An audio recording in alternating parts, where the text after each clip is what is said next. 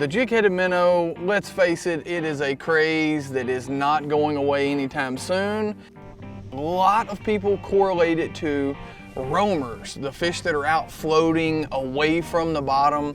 These things eat minnows all over any lake, just about in the country, and there is not a better way to catch some of these super fickle schools. Let's get up here and catch us a few. I'm looking forward to this.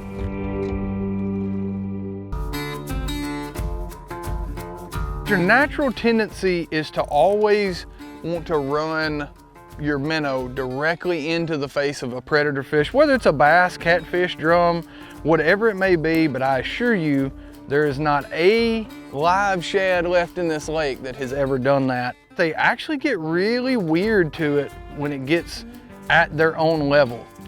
So you can see our minnow sinking there. When it gets just in sight range, here comes one. You notice that fish actually came 3 or 4 feet off of the bottom to come look at our minnow.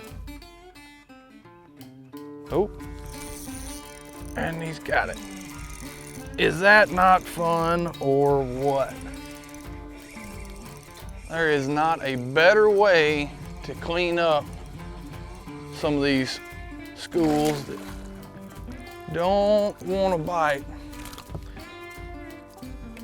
Boy, you just thought you were somebody. That is super fun.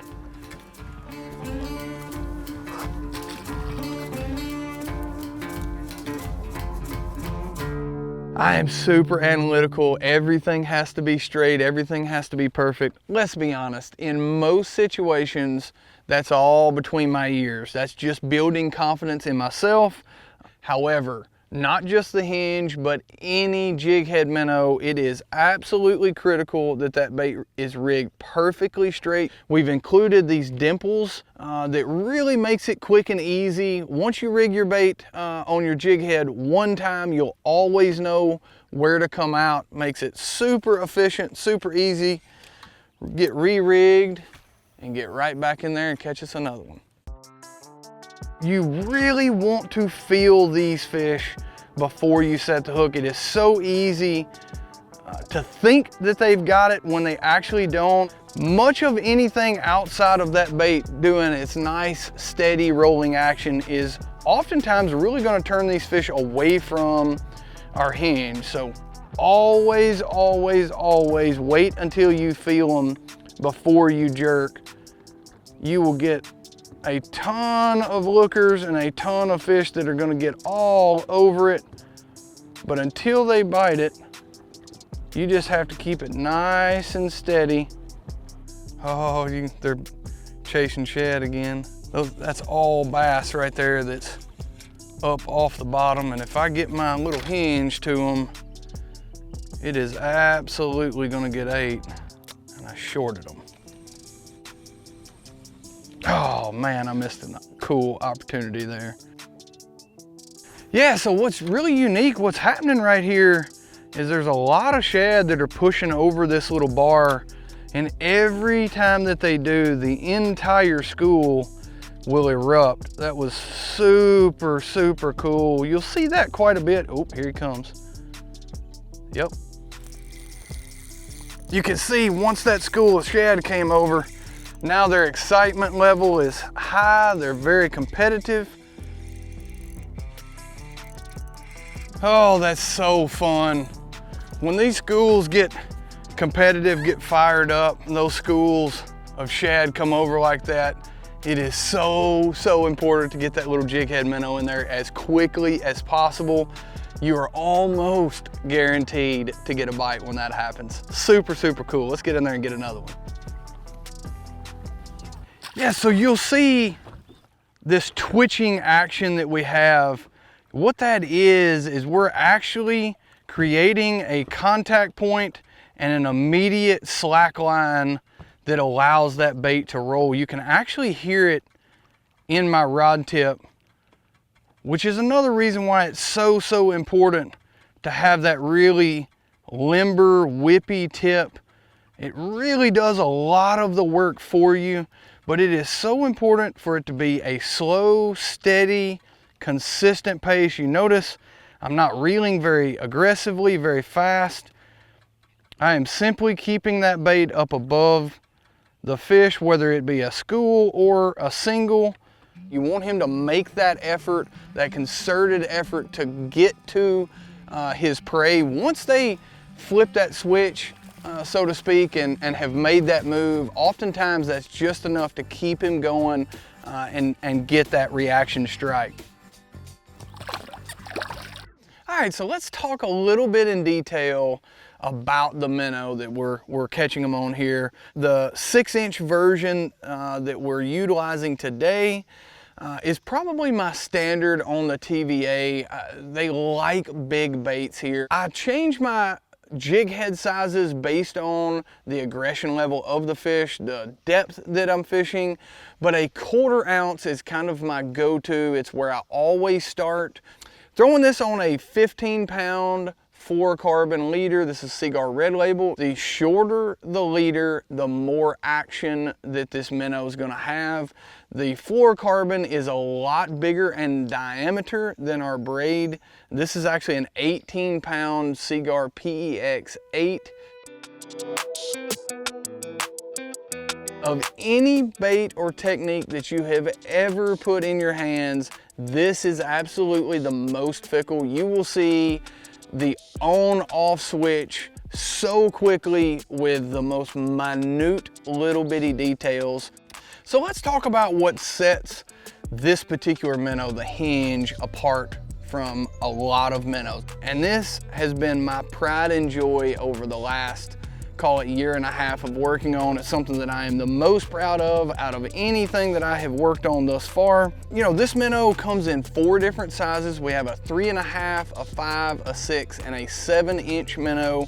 But the biggest player with the Hinge minnow is the actual hinge in the back half of this bait. What this does, it allows us to make this bait a lot more durable, yet have a lot more action. What the minnow is actually doing when you're shaking it, it's actually forming, it's bending itself, manipulating itself to help build that momentum and get that bait rolling in a nice, pretty steady action. You'll see we have a flange that runs about 3/4 of the length of the minnow, and the reason for this is to slow that roll down. This is a sneaky little trick. You want this thing to be a nice, consistent, steady roll to it, and our little flange helps to pick up enough water to slow that down and make it the consistent rolling action that we're looking for. This is a 7/6 medium light action rod. It is extremely important that you have a super light, almost a whippy tip. That is what's going to give this jig-headed minnow, the Hinge, a realistic rolling action that we're all looking for. The 7/6 is when I want to keep this bait high. I want to keep it up in the water column. It's just most important that you find what is comfortable for you and make that happen for you.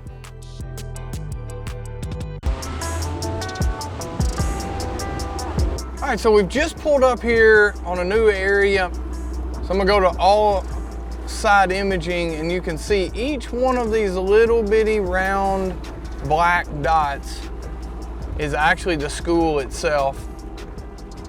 But what this area is, you'll see I actually utilized this school multiple times in the Bass Pro Tour event last week. But it's a long bar that runs a mile downstream and probably 2 miles back upstream. But throughout that entire bar, this is the highest spot, meaning this is the shallowest point anywhere on this bar. That's always a good ambush point, and usually a place that these schools will tend to group up and hang out. Let's get up and see if we can't catch a few of these. This particular group is probably made up of about 80 or 90% smallmouth. And there's not a better way to trick a smallmouth, especially in warm water, than a jig-headed minnow. Here he comes up off the bottom. That's not a very big one, but here we go. There he is.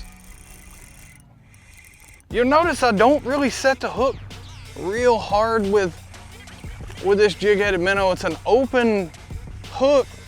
There's really no need in really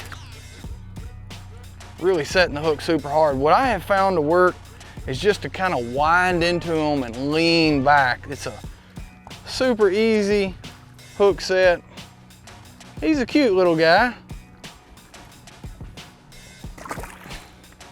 But it's just so natural and such a great kind of a cleanup bait, so to speak. When we've wised up to all else, the hinge is what I pick up. Having the smallmouth population, it has made ledge fishing a whole new ball game. They see it. Now if you'll just come at it. Oh, here he comes. He's gonna bite. Yep. Oh my goodness, that's so much fun.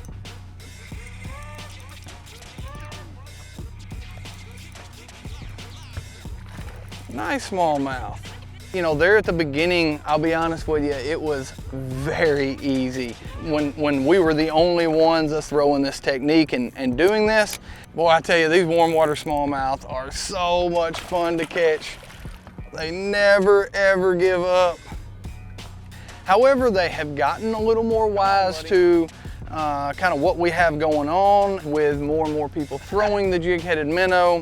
But I assure you, once you dial in the size and sometimes the color, it can make it very, very easy.